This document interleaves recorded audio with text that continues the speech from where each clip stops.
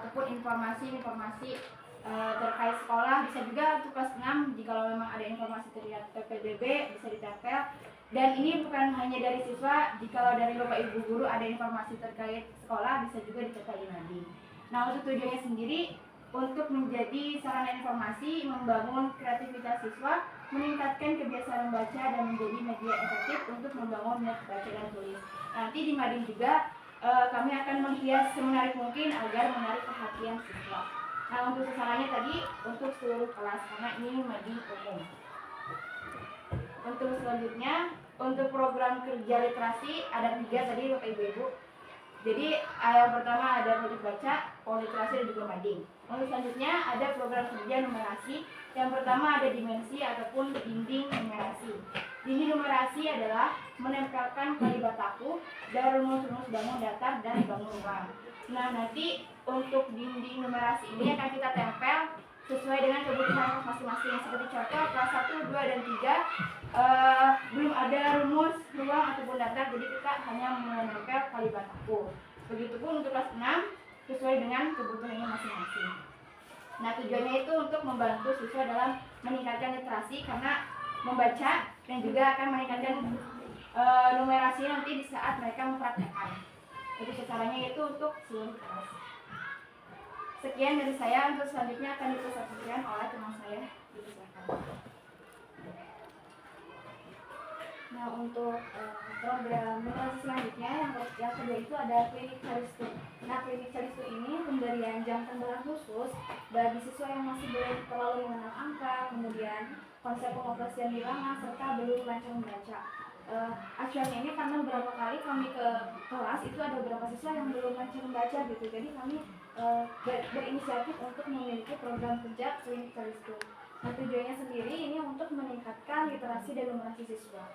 Sasarannya siswa yang belum paham dengan konsep dasar pengoperasian bilangan, kemudian belum lancar membaca. Nah, untuk selanjutnya itu program kerja adaptasi teknologi.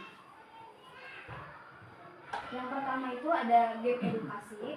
Program kerja game edukasi ini adalah program yang menggunakan platform pembelajaran, salah satunya itu WordWall, di mana dalam situs WordWall itu terdapat banyak template, ada quiz, kemudian ada game show quiz, kemudian ada open the box dan lain sebagainya, yang mana itu akan ditampilkan di layar proyektor. Nah, ini bisa dijadikan media pembelajaran interaktif atau media pembelajaran menarik yang mana bisa menumbuhkan minat belajar siswa dari game tersebut gitu, sehingga siswa itu senang dan lebih mudah memahami materi. Untuk sasarannya sendiri ini di kelas 5. Nah, untuk program selanjutnya itu pelatihan perangkat lunak. Nah, pelatihan perangkat lunak ini rencananya akan dilaksanakan setiap hari Kamis selama 30 menit setelah kegiatan pembelajaran selesai, di mana kegiatan itu pengenalan dan pemberian pengetahuan terkait dengan aplikasi seperti Microsoft Word, PowerPoint, Canva, dan aplikasi pembelajaran lainnya. Nah, tujuannya ini untuk meningkatkan kemampuan soft skill siswa. Sasarannya di kelas 5. Nah, untuk program kerja lainnya, yang pertama ada FMM, yaitu Festival Murid Merdeka, di mana program FMM ini diadakan 1 kali selama penugasan kami.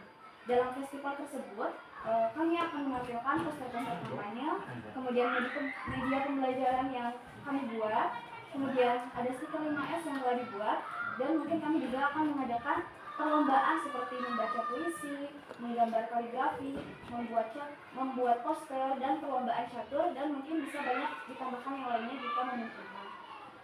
Untuk tujuannya sendiri dari Festival Murid Merdeka ini untuk menjadi wadah siswa untuk menumbuhkan minat dan bakatnya, kemudian memberikan apresiasi kepada siswa, memperkuat rasa kebersamaan dan kerjasama antar siswa, serta mempromosikan hasil program kerja kami mahasiswa kampus mengajar 7.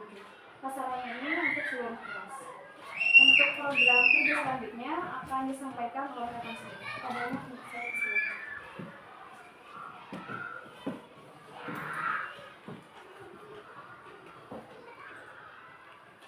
Baik, program kami yang selanjutnya itu adalah GEMA.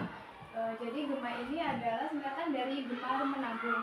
pada program ini, jadi siswa itu menyisihkan uang sakunya setiap hari sebesar Rp500 yang nantinya hasil dari Gema ini akan kita gunakan untuk kepentingan kelas. Seperti misalnya ada kreasi kelas, membuat struktur organisasi, membuat hiasan kelas, dan lain sebagainya.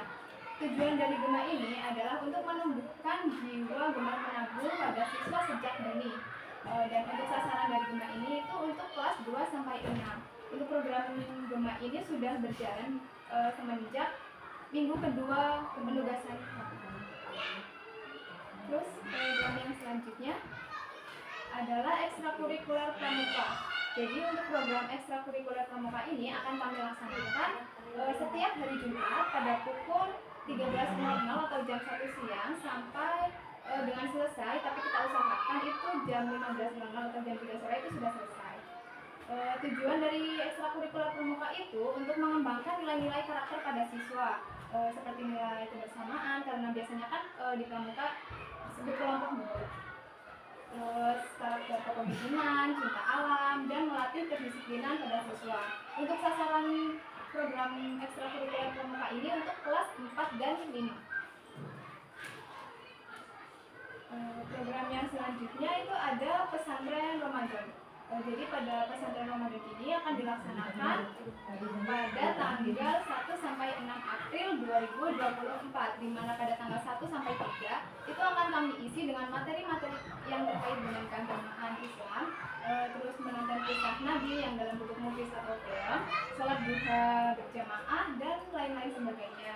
Lalu pada tanggal 4 sampai 6 nantinya kita akan isi dengan lomba-lomba terkait keagamaan, seperti misalnya ada lomba kaligrafi, lomba membaca hafalan surat pendek, doa-doa harian. Jadi nanti untuk lombanya sendiri juga kita kategorikan untuk kelas tinggi dan rendah dulu supaya adil.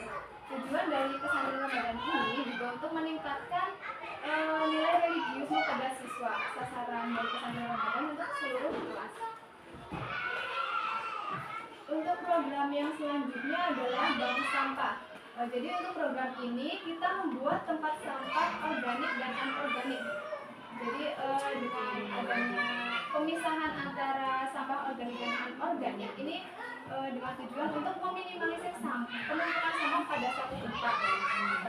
Dengan begitu kita memudahkan kita untuk mengelola sampah dengan tepat. Jadi sasaran untuk program bank sampah ini tidak hanya untuk siswa saja, melainkan untuk guru-guru, mahasiswa, dan seluruh warga-warga yang berada di sekolah.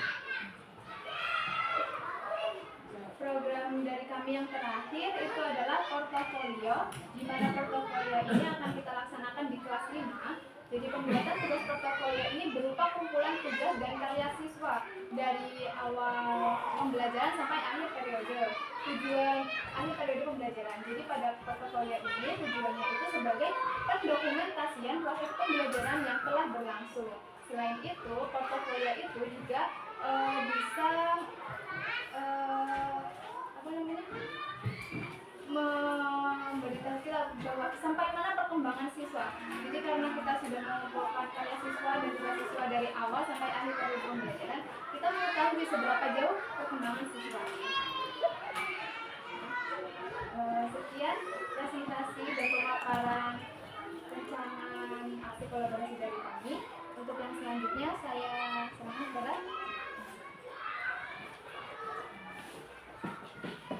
kepada mereka kami